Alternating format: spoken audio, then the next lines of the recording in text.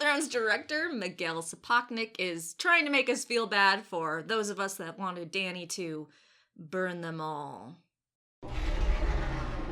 So director Miguel, who was in charge of The Long Night and the Bells episode in the final season, shared a little bit about the episode where Dany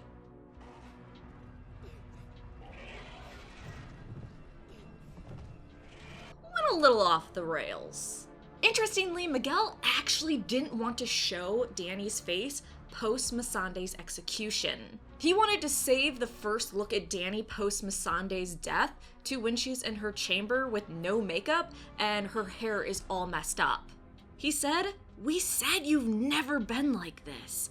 It was this idea of us trying to piece her back together, but something's broken." So he wanted to use that moment at the beginning of the episode, The Bells, where Dany goes, burn them all, to show that this was the final straw. This just broke her and she just, there's no putting the pieces back together.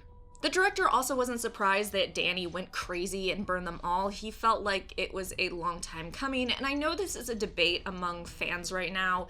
Some are saying, yeah, there were clues throughout all the seasons that she just was gonna go batshit crazy, and then you have the other side going, no, no, no. That wasn't proof. The groundwork wasn't laid enough. I always said that this scene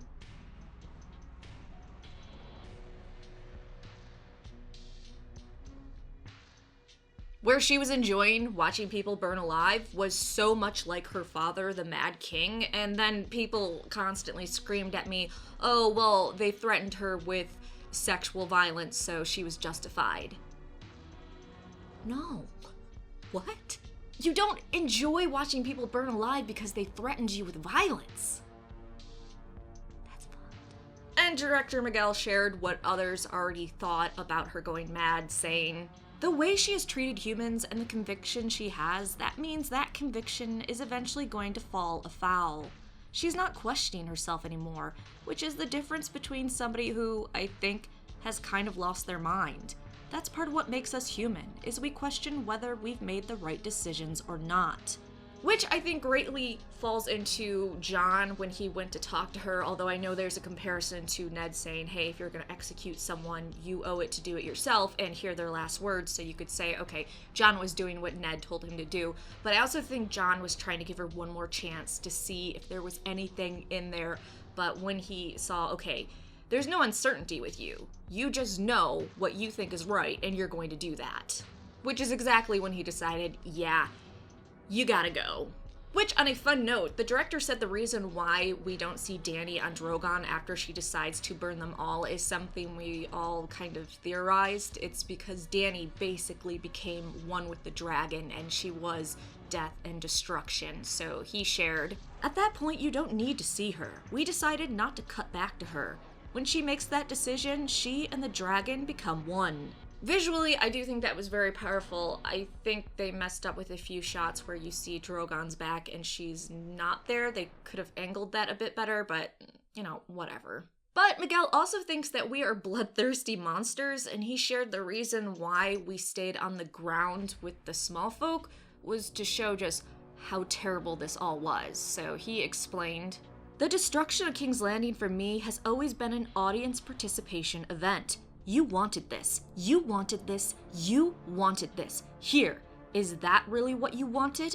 I felt like there was this thing of this bloodthirstiness that exists in the fans, for revenge, for this payback that is personified by Dany. I just wanted to get to the core of what that actually means. Because even though the characters that don't exist in the end, what you're looking for as an audience member is death and destruction. I wanted people to know how bad death and destruction can be in the safe environment they're living in." Miguel, I definitely wasn't one of those people that were rooting for Dany to burn them all after episode 4. Nobody needs to check my episode 4 review to verify that. I'm 100% innocent and not bloodthirsty. Seriously, please don't check that review. It also kind of feels like he's talking down to us, like, oh, you know, you're in your safe environment, and this is how awful war is, and blah, blah, blah. I mean, I get it, dude, but, I don't know, we're not little kids. At least I hope we're not. His mantra for the battle, by the way, was actually "What have we become?" And he tried to push through D&D's message of the series. There are no winners, just survivors. And I kind of feel bad for Miguel because he seemed to really take all this violence in the final season to heart. Which I want to read to you his thoughts about the battle because he really does seem to be struggling with this and have a bit of regret. I think that I am complicit and part of a society that embraces violence as entertainment, and it's messed up. Here I am doing the 5th. I don't even know how many, but there are a lot of battles. At some point you're like, why am I being participatory in this? Why am I creating this for people to see? Isn't there enough bloodshed and horrible stuff going on in the world? How can I resensitize both myself and the people about watching this? I would say the world is actually less violent now, Miguel. We've always enjoyed the misery of others. That's nothing different. There's actually a lot less misery in the world now, so we are getting better. I understand your message. I do think we shouldn't be so desensitized to violence, and we should be sensitized to nudity. I think that's really fucking backwards, where, oh my god, oh boobies, but man, if we just want to stab this fucker to death, it's just, I don't know, it's weird shit. Our society's just fucking weird. I was once told that the difference is that violence is fake, so it's okay to show, but boobies are real, so it's not okay to show. So I'm guessing if you have fake breasts, or if you like put on prosthetics or something to appear like boobs, that would be okay for that person. I'm not really sure. But going back to Miguel wanting to stay on the ground for Dany going crazy and burning them all, he wanted us to feel for the common folk, saying, the idea that every single person that dies in this story, every single person that is buried by rubble, every kid, that little girl, they are people, and they have mothers and fathers and lives like us. They have aspirations and dreams, and they got cut short by this event.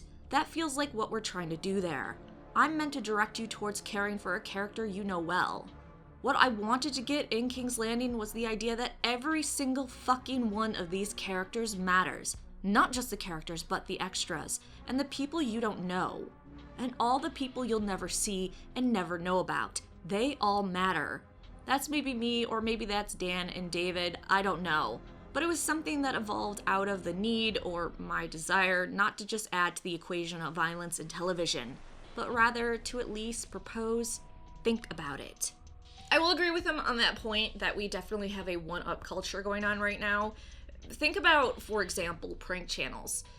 They just keep getting more and more extreme because the audience demand more and more and more. And it's the same thing with special effects and battles and all that. I mean, I think back to when I was doing my most disturbing things in A Song of Ice and Fire, Game of Thrones, and people told me, oh, none of these things are disturbing.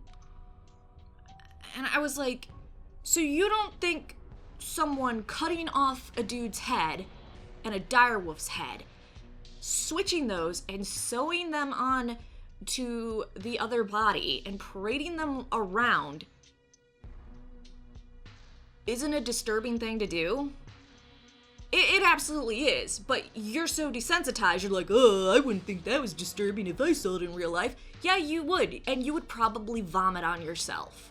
I do feel bad for the director, though, because I think filming all these battle scenes really messed with him. So he said, if you spend 45 days violently enacting, recreating murders of the most brutal kind, it does have an impact on you. Then you sit in your own home and you suddenly feel, it's really weird. It's really uncanny. And it makes you suddenly just get a glimpse of an idea of how destructive war is after the fact. He also watched a lot of films from real life and fictional terrible things and battles and explosions and all that to see what drew the eye and what he needed to focus on. I tried to figure out where my eye was going. What's pulling me in? What's making this feel real? You and I can't even understand that because we've never been in that situation, right? I try to find the story in that. Because destruction is not something that there is much of a story to. It's like something's there and then you blow it up, or something's there and then it collapses. Then it's all about gravity and mass moving and stuff like that. It's more mathematics. So that's basically what Miguel had to say about the episode. the bells. But what about you? Do you agree with him that we are really just desensitizing violence and we need to pull back a little bit and stop one-upping?